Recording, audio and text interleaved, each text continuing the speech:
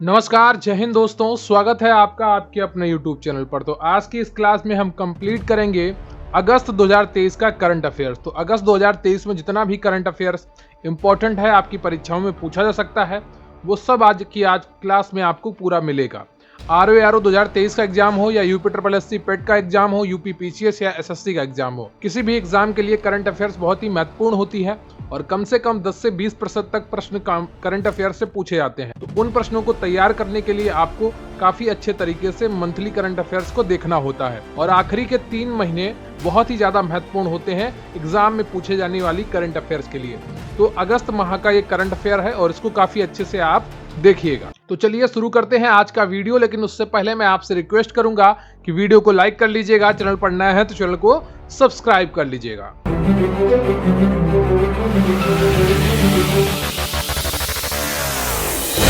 तो पहला टॉपिक है आपका कि कला एवं संस्कृति करंट अफेयर्स। यहां से क्या क्या करंट अफेयर्स जुड़ा हुआ है उसको देख लेते हैं। पहला है आपका कि केरल में ओणम का सबसे शुभ दिन थिरु ओणम मनाया गया। दुनिया भर में केरल वासी राज्य के सबसे बड़े सांस्कृतिक उत्सव ओणम का 10वां और सबसे शुभ दिन थिरु ओणम मनाते हैं। थिरु ओणम मनाते हैं। ओणम का जो 10वां दिन होता है उसको थिरु ओणम के रूप में मनाते हैं। ओणम केरल का फसल उत्सव समृद्धि, धर्मनिरपेक्षता और सद्भाव का प्रतीक है। धर्म के बावजूद केरल वासी अच्छे पुराने दिनों के याद में धर्मी और पौराणिक राजा महाबली की यात्रा का स्वागत करते हुए उत्सव मनाते हैं। क्लियर आप? अगला जो आपका करंट अफेयर्स है कि भारत के राष्ट्रपति 5 अगस्त को पुस्तकालय महोत्सव 2023 का उद्घाटन किया। तो भारत की राष्ट्रपति ने 5 अगस्त को 2023 में दिल्ली में पुस्तकालय महोत्सव 2023 का उद्घाटन किया है। ये इंपॉर्टेंट है। 2 दिवसीय महोत्सव का उद्घाटन भारत की राष्ट्रपति द्रौपदी मुर्मू ने किया है। यह महोत्सव भारत में पुस्तकालयों के आधुनिकीकरण और डिजिटलीकरण पर बातचीत शुरू करने के लिए दुनिया भर के प्रतिष्ठित पुस्तकालयों पर भी प्रकाश डालेगा। अगला जो हमारा टॉपिक है वो है पुरस्कार एवं सम्मान करंट अफेयर्स। तो पुरस्कार और सम्मान से जुड़े हुए प्रश्न आपकी परीक्षा में देखने को मिलते हैं। पहला जो मोस्ट इंपॉर्टेंट करंट अफेयर्स है वो रवि कन्नन ने रेमन मैग्सेसे पुरस्कार 2023 जीता। रवि कन्नन ने रेमन मैग्सेसे पुरस्कार 2023 जीता। तो ये भी कई बार परीक्षाओं में पूछा जाता है, रेमन मैग्सेसे पुरस्कार। और भारत के चौथे सर्वोच्च नागरिक पुरस्कार पद्म श्री के प्राप्तकर्ता। तो भारत का जो चौथा सर्वोच्च नागरिक पद्म पुरस्कार है पद्म श्री, वो मिला था रवि कन्नन को और उन्हीं को ही रेमन मैग्सेसे पुरस्कार 2023 दिया गया। ये असम के कछार कैंसर अस्पताल और अनुसंधान केंद्र CCHRC के निदेशक हैं। ऑन्कोलॉजिस्ट रवि कन्नन को एशिया के नोबेल पुरस्कार के समकक्ष जो ये रेमन मैग्सेसे पुरस्कार है, इसे एशिया का नोबेल पुरस्कार कहा जाता है। तो 2023 रेमन मैग्सेसे पुरस्कार के 4 विजेताओं में से एक नामित किया गया। तो इस बार 4 विजेताओं को रेमन मैग्सेसे पुरस्कार दिया गया। उनमें से एक असम के रवि कन्नन जी हैं। कौन है? रवि कन्नन जी। ये असम के कछार कैंसर अस्पताल और अनुसंधान केंद्र के निदेशक हैं। क्लियर है आपको? तो ये चीजें आप ध्यान रखिएगा। अगला जो पुरस्कार है वो हमारे प्रधानमंत्री मोदी जी को मिला है। पीएम मोदी को ग्रीस के राष्ट्रपति ने पुरस्कार से सम्मानित किया। ग्रीस की राष्ट्रपति केतिरीना साकेलारोपोulou ने पीएम नरेंद्र मोदी को the grand cross of the order of honour से सम्मानित किया है। क्या है पुरस्कार का नाम? The grand of the order of honour से सम्मानित किया है। क्लियर आपको? The grand cross of the order of honour से सम्मानित किया है किसको? ग्रीस के राष्ट्रपति ने प्रधानमंत्री नरेंद्र मोदी को। ऑर्डर ऑफ ऑनर की स्थापना 1975 में हुई थी। वाक्यांश केवल धर्मी लोगों का सम्मान किया जाना चाहिए। स्टार के सामने देवी एथेना के सिर की तस्वीर के नीचे लिखा गया है। क्या वाक्य लिखा गया है? केवल धर्मी लोगों का सम्मान किया जाना चाहिए। अगला जो हमारा पुरस्कार है वो राष्ट्रीय फिल्म पुरस्कार है, जिसका 69वां संस्करण की घोषणा की गई है। सर्वश्रेष्ठ नॉन फिल्म फीचर फिल्म का पुरस्कार एक था गांव को मिला है। सर्वश्रेष्ठ नॉन फीचर फिल्म का पुरस्कार एक था गांव को मिला है। सरदार उधम ने सर्वश्रेष्ठ हिंदी फिल्म का पुरस्कार जीता है। सरदार उधम ने सर्वश्रेष्ठ हिंदी फिल्म का पुरस्कार जीता है। सर्वश्रेष्ठ फिल्म समीक्षक का पुरस्कार पुरुषोत्तम चारुल तेलुगु को दिया गया है। सर्वश्रेष्ठ फिल्म समीक्षक का पुरस्कार पुरुषोत्तम चारुल तेलुगु को दिया गया है। द कश्मीर फाइल्स ने नरगिस दत्त पुरस्कार जीता है। कौन सा पुरस्कार जीता है? द कश्मीर फाइल्स ने नरगिस दत्त पुरस्कार। रॉकेट द नंबी इफेक्ट को सर्वश्रेष्ठ फिल्म का पुरस्कार मिला है। रॉकेट द नंबी इफेक्ट को सर्वश्रेष्ठ फिल्म का पुरस्कार मिला है। पुष्पा द राइज पार्ट 1 के लिए अल्लू अर्जुन ने सर्वश्रेष्ठ अभिनेता का पुरस्कार जीता। पुष्पा द राइज पार्ट 1 के लिए अल्लू अर्जुन ने सर्वश्रेष्ठ अभिनेता का पुरस्कार जीता है। आलिया भट्ट और कृति सेनन को क्रमशः गंगूबाई कठियावाड़ी और मिमी के लिए सर्वश्रेष्ठ अभिनेत्री का पुरस्कार मिला है।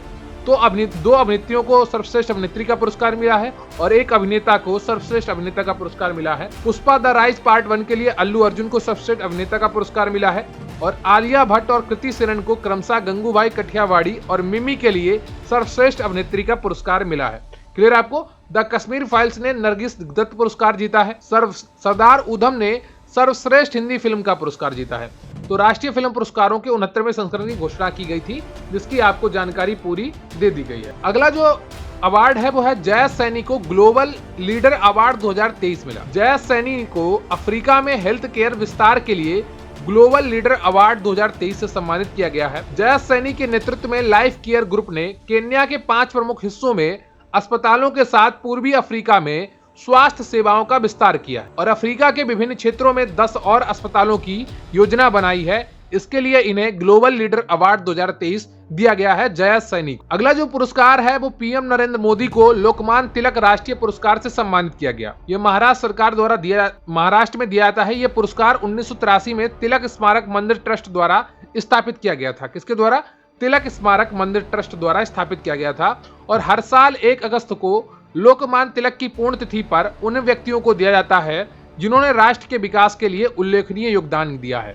तो इस बार ये पीएम नरेंद्र मोदी को मिला है लोकमान्य तिलक राष्ट्रीय पुरस्कार। क्लियर है आपको? अब बात कर लेते हैं रक्षा करंट अफेयर्स की, यानी कि डिफेंस करंट अफेयर्स की। यहाँ से भी परीक्षाओं में अक्सर प्रश्न बनते हैं। तो भारत और बांग्लादेश ने ढाका में 5वीं वार्षिक रक्षा वार्ता आयोजित की। अगर आपसे पूछ लिया जाए कि भारत और बांग्लादेश के बीच में 5वीं वार्षिक रक्षा वार्ता कहां पर आयोजित की गई, तो ढाका में आयोजित की गई और यह भारत और बांग्लादेश ने 28 अगस्त 2023 को ढाका में 5वीं वार्षिक रक्षा वार्ता आयोजित की। भारत और बांग्लादेश के बीच सर्वोच्च संस्थागत संवादात्मक तंत्र वार्षिक रक्षा संवाद बैठक के दौरान दोनों देशों के बीच चल रही रक्षा सहयोग गतिविधियों की समीक्षा की गई। श्री गिरधर अरमाने और लेफ्टिनेंट जनरल बेकर उज जमान ने बैठक की सह अध्यक्षता की है। क्लियर है आपको? तो भारत और बांग्लादेश ने ढाका में 5वीं वार्षिक रक्षा वार्ता आयोजित की और यह वार्ता 28 अगस्त 2023 को हुई थी। अगली जो हमारी करंट अफेयर्स है वो है भारतीय वायुसेना ने अंतरराष्ट्रीय अभ्यास ब्राइट स्टार भाग लेगी। जो भारतीय वायुसेना है आईएफ की टुकड़ी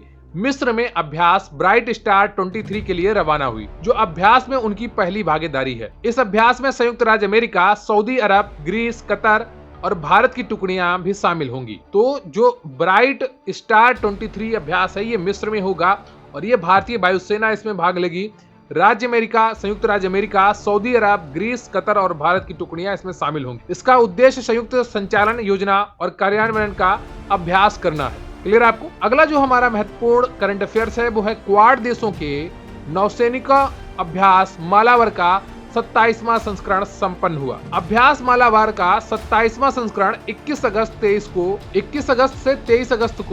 21 अगस्त 2023 को सिडनी के पास ऑस्ट्रेलिया के पूर्वी तट पर संपन्न हुआ। जो अभ्यास मालाबार है, सैन्य अभ्यास मालाबार है, ये नौसैनिक सैन्य अभ्यास मालाबार का 27वां संस्करण 21 अगस्त 2023 को सिडनी के पास ऑस्ट्रेलिया के पूर्वी तट पर संपन्न हुआ। इस अभ्यास में भारतीय नौसेना, रॉयल ऑस्ट्रेलियाई नौसेना, जापानी समुद्री आत्मरक्षा बल और अमेरिकी नौसेना के जहाजों, पनडुब्बियों और विमानों की भागीदारी शामिल थी। भारतीय नौसेना का प्रतिनिधित्व आईएनएस कोलकाता, आईएनएस सह्याद्री और पीएसआई समुद्री गश्ती विमान ने किया। अगला जो हमारा करंट अफेयर्स है वो है भारतीय नौसेना यूएई की नौसेना के साथ द्विपक्षीय नौसैनिक अभ्यास करेगी। तो भारतीय नौसेना ने 8 अगस्त को दुबई में संयुक्त अरब अमीरात की नौसेना के साथ द्विपक्षीय नौसैन्य समुद्री साझेदारी अभ्यास आयोजित किया। इस अभ्यास का उद्देश्य रणनीति, तकनीकी और प्रक्रियाओं पर क्रॉस ट्रेनिंग के माध्यम से दोनों नौसेनाओं के बीच अंतर संचालनीयता और तालमेल को बढ़ाना है। यह अभ्यास 2 भारतीय नौसैनिक जहाजों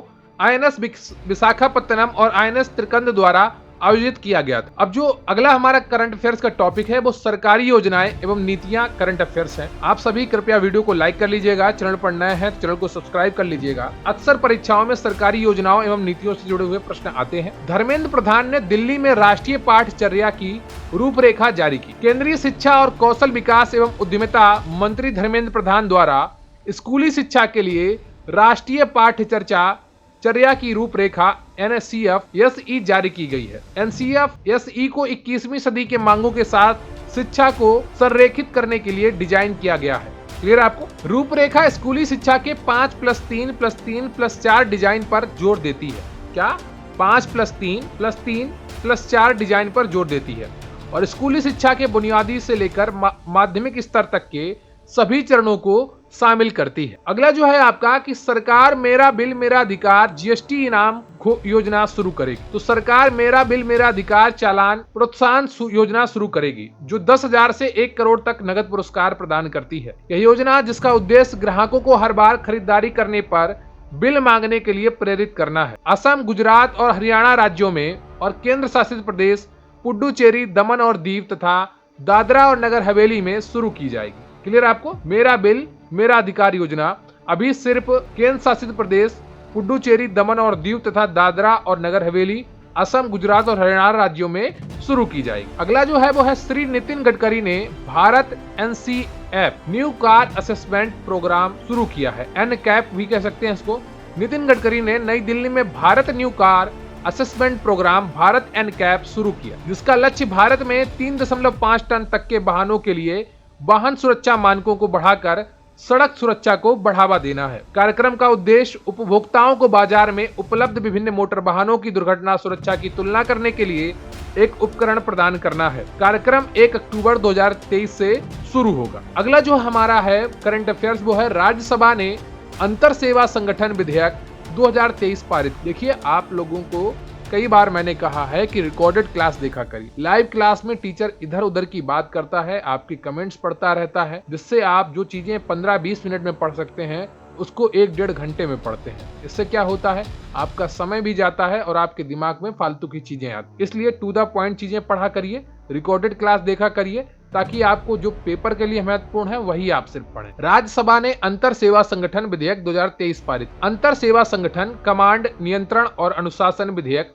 2023 8 अगस्त 2023 को राज्यसभा द्वारा और 4 अगस्त 2023 को लोकसभा द्वारा पारित किया गया। विधेयक का उद्देश्य अंतर सेवा संगठनों ISO के कमांडरों को अनुशासनात्मक और प्रशासनिक शक्तियां देना है। ISO विधेयक 2023 नियमित सेना, नौसेना और वायुसेना के सभी कर्मियों पर लागू होगा। अगला जो हमारा महत्वपूर्ण करंट अफेयर्स है वो है अंतरराष्ट्रीय छात्रों को आकर्षित करने के लिए स्टडी इन इंडिया पोर्टल शुरू किया गया। भारत को शिक्षा के वैश्विक केंद्र के रूप में फिर से स्थापित करने के लिए दृष्टि से सरकार ने study in India SII portal शुरू किया है। केंद्रीय शिक्षा मंत्री धर्मेंद्र प्रधान और विदेश मंत्री डॉक्टर S जयशंकर ने 10 से अधिक देशों के राजदूतों की उपस्थिति में संयुक्त रूप से पोर्टल शुरू किया। अगला जो हमारा करंट अफेयर्स है वो बाल देखभाल घरों की निगरानी के लिए MASI पोर्टल शुरू किया गया। राष्ट्रीय बाल अधिकार संरक्षण आयोग ने देश भर में बाल देखभाल संस्थानों CCI और उनके निरीक्षण तंत्र की वास्तविक समय निगरानी के लिए एक एप्लीकेशन MASI निर्बाध निरीक्षण के लिए निगरानी ऐप विकसित किया है। किशोर न्याय, बच्चों की देखभाल और संरक्षण अधिनियम 2015 प्रत्येक जिले में कम से कम एक बाल कल्याण समिति स्थापित करना अनिवार्य बनाता है। अगला जो हमारा करंट अफेयर्स महत्वपूर्ण है वो है PM कुसुम योजना। 2.5 लाख लगभग 2.46 लाख किसानों का लाभान्वित हुए हैं। सरकार ने कहा है कि प्रधानमंत्री किसान ऊर्जा सुरक्षा एवं उत्थान महाअभियान PM कुसुम योजना से लगभग 2.46 लाख किसान लाभान्वित हुए हैं। यह योजना सौर पंपों की स्थापना, मौजूदा ग्रिड से जुड़े कृषि पंपों के सौरीकरण और ग्रिड से जुड़े नवीकरणीय ऊर्जा संयंत्रों की स्थापना का प्रावधान करती है। उन्होंने कहा कि PM कुसुम योजना को 31 मार्च 2026 तक बढ़ा दिया गया है। अगला है आपका कि तमिलनाडु सरकार वासिप्पु इयक्कम परियोजना का विस्तार करेगी। तमिलनाडु स्कूल शिक्षा विभाग सितंबर से राज्य के सरकारी स्कूलों में कक्षा 4 से 9 तक के छात्रों के लिए वासिप्पु इयक्कम कार्यक्रम का विस्तार करने के लिए तैयार है। इस योजना का उद्देश्य छात्रों के बीच पढ़ने का बढ़ावा देना है। इस परियोजना का उद्घाटन 21 जुलाई को किया गया था। वर्तमान में यह परियोजना राज्य के 11 जिलों में 11 यूनियनों में चल रही है। यह अपनी तरह की पहली परियोजना है। क्लियर आपको? यह अपनी तरह की पहली परियोजना है। अगला जो महत्वपूर्ण करंट अफेयर्स है वो राष्ट्रीय करंट अफेयर्स है और यहाँ से अक्सर परीक्षाओं में प्रश्न पूछे जाते हैं। तो राष्ट्रपति द्रौपदी मुर्मू ने रायपुर में सकारात्मक परिवर्तन का वर्ष का शुभारंभ किया। कौन से? अब आपसे परीक्षा में पूछा जा सकता है कि राष्ट्रपति द्रौपदी मुर्मू ने सकारात्मक परिवर्तन का वर्ष का शुभारंभ कहां से किया? ऑप्शन होंगे आपका रायपुर, दिल्ली, लखनऊ, बेंगलुरु। तो आपका सही उत्तर होगा रायपुर। द्रौपदी मुर्मू ने रायपुर में प्रजापिता ब्रह्मा कुमारी ईश्वरी विश्वविद्यालय में सकारात्मक परिवर्तन का वर्ष के राज्य स्तरीय कार्यक्रम का शुभारंभ। इस अवसर पर राज्यपाल विश्वभूषण हरिचंदन और मुख्यमंत्री भूपेश बघेल भी उपस्थित। राष्ट्रपति अपने 2 दिवसीय छत्तीसगढ़ दौरे पर आज सुबह रायपुर पहुंचे। अगला जो हमारा महत्वपूर्ण करंट अफेयर्स है वो है पूर्वोत्तर क्षेत्र के लिए कोहिमा नामची को जोनल स्मार्ट सिटी पुरस्कार मिला। नागालैंड की राजधानी कोहिमा ने सिक्किम के नामची के साथ वर्ष 2022 के लिए भारत स्मार्ट सिटी पुरस्कार प्रतियोगिता के तहत पूर्वोत्तर क्षेत्र के लिए जोनल स्मार्ट सिटी पुरस्कार जीता है। कोहिमा और नामची शहर भारत के 66 स्मार्ट शहरों की विजेता सूची में शामिल थे। इंडिया स्मार्ट सिटीज अवार्ड प्रतियोगिता का आयोजन केंद्रीय आवास और शहरी मामलों के मंत्रालयों के स्मार्ट सिटीज मिशन के तहत किया जाता है। अगला जो हमारा करंट अफेयर्स है वो श्री ज्योतिरादित्य एम सिंधिया ने उत्केला हवाई अड्डे का उद्घाटन किया।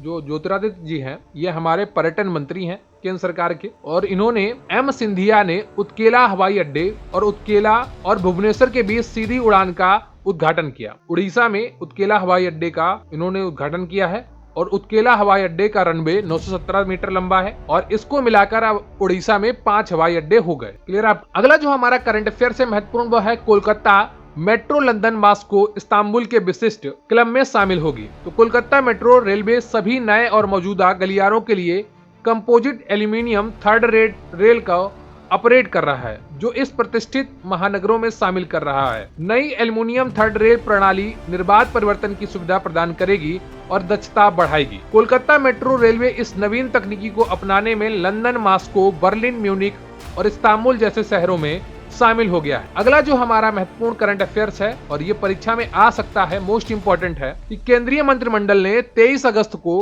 अंतरिक्ष दिवस के रूप में प्रस्तावित किया है। क्या किया? 23 अगस्त को अंतरिक्ष दिवस के रूप में प्रस्तावित किया है।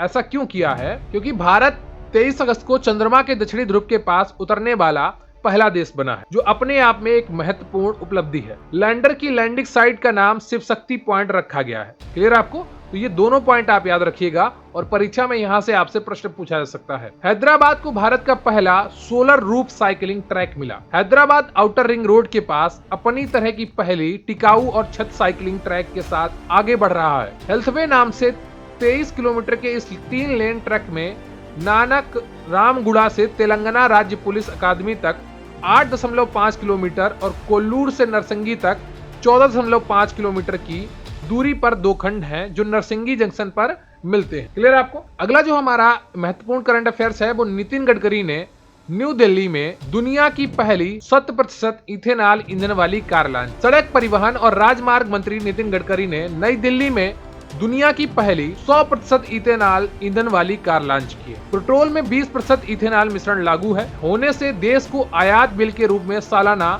35,000 करोड़ रुपए की बचत होगी। भारत ने 2022 के शुरुआती लक्ष्य से 5 महीने पहले ही 10% इथेनॉल मिश्रण हासिल कर लिया है। अगला जो हमारा महत्वपूर्ण करंट अफेयर्स है वो है अमित शाह जी ने, जो हमारे गृह मंत्री हैं, गांधीनगर में पश्चिमी क्षेत्रीय परिषद की 26वीं बैठक की अध्यक्षता की है। तो केंद्रीय गृह मंत्री अमित शाह ने गुजरात में पश्चिमी क्षेत्रीय परिषद की 26वीं बैठक की अध्यक्षता की है। बैठक में गुजरात, महाराष्ट्र, गोवा के मुख्यमंत्रियों और दादरा एवं नगर हवेली और दमन एवं दीव के प्रशासकों ने भाग लिया। क्लियर आपको? अगला जो हमारा इंपॉर्टेंट है, जो अभी आपको बता चुका हूं कि चंद्रयान 3 के लैंडिंग स्थल को शिव शक्ति बिंदु या शिव शक्ति पॉइंट के नाम से जाना जाएगा। प्रधानमंत्री नरेंद्र मोदी ने कहा कि चंद्रमा पर चंद्रयान 3 के लैंडिंग स्थल को शिव शक्ति बिंदु के रूप में जाना जाएगा। प्रधानमंत्री इसरो वैज्ञानिक को बधाई देने के लिए ग्रीस की राजधानी एथेंस से सीधे बेंगलुरु पहुंचे। वह स्थान जहां चंद्रमा 2 ने चंद्रमा पर अपने पदचिन्ह छोड़े थे उसे तिरंगा पॉइंट के नाम से जाना जाएगा और 23 अगस्त को हिंदुस्तान राष्ट्रीय अंतरिक्ष दिवस के रूप में